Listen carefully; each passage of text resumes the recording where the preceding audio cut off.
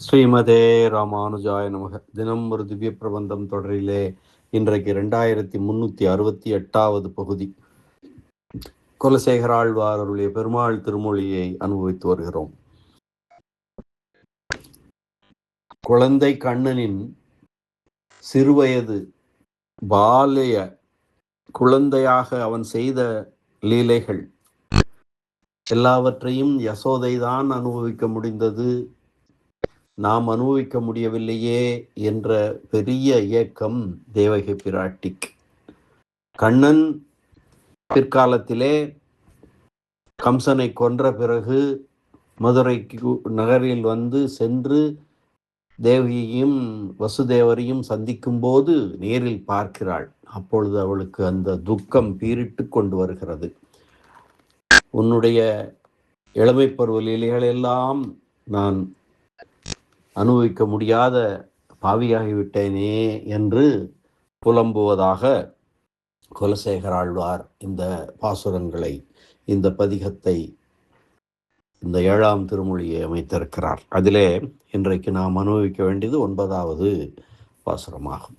கண்ணா, நீ சிறு பிள்ளையாயிருக்கும் போது செய்த லீலைகள் எல்லாவற்றையும் காணாத குறை தீர அவற்றை நீ எனக்கு மீண்டும் காட்ட வேண்டும் என்று வேண்டுகிறாள் இந்த பாட்டிலே தேவகி.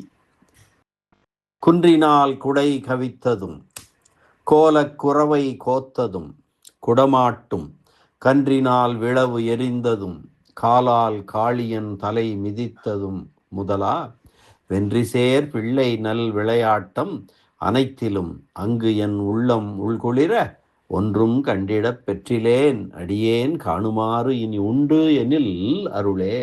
என்னால் காண முடியும் என்றால் அவற்றையெல்லாம் எனக்கு நீ காட்டு என்று கேட்கிறாள். குன்றினால் குடை கவித்ததும், இந்த கதைகளெல்லாம் நமக்கு, அந்த வரலாறெல்லாம் நமக்கு தெரியும். கோவர்தன மலையை எடுத்து அங்கே குடையாக பிடித்து இந்திரன் வருவித்த கல்மலையிலிருந்து காத்தது.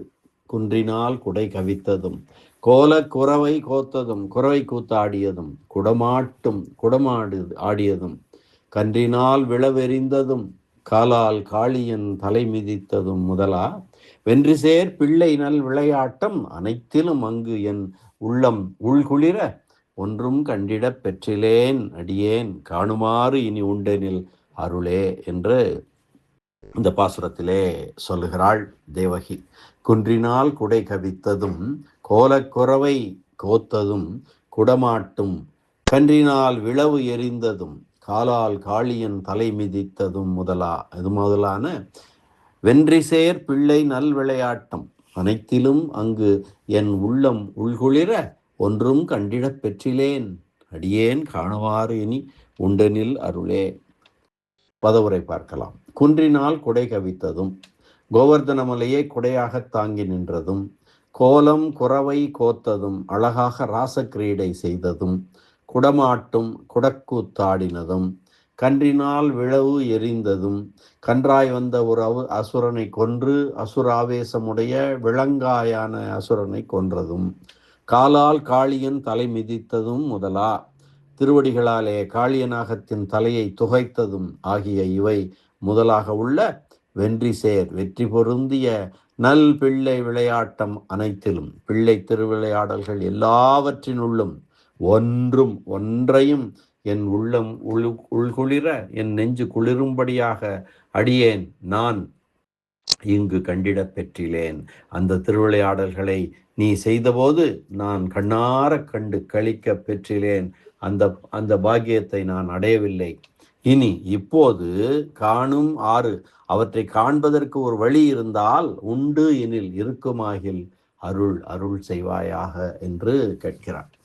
கோவர்தன மலையை குடையாக தாங்கி நின்றதும், அழகாக குறவை கூத்தாடியதும், குடக்கூத்து ஆடியதும், கன்றாய் வந்த ஒரு அசுரனை கொண்டு விழாமரமாய் நின்ற அசுரன் மீது எரிந்து விளாங்காய்களை உதிர்த்ததும், அசுரனை கொன்றதும், திருவடி கொண்டு காளிங்க நர்த்தனம் செய்ததும் ஆகிய இவை முதலாக உள்ள வெற்றி பொருந்திய அழகிய பிள்ளை விளையாட்டுக்கள் அனைத்திலும் ஒரு விளையாட்டை கூட நான் என் நெஞ்சு குளிரும்படி அந்த பிள்ளமை விளையாட்டை நிகழ்த்திய இடத்திலிருந்து கண்ணாரக் கண்டு களிக்க பெற்றிலேன். இப்போது அவற்றை நான் காணத்தக்க வழி இருக்குமாகில் அதனை நீ அருளல் வேண்டும் என்று கேட்கிறாள் தேவகி பிராட்டி. உன் லீலைகள் எல்லாம் யசோதைக்கு காட்டினாயே ஒழிய பாவியேன் கண்ணுக்கு நீ ஒன்றையும் காட்டவில்லையே.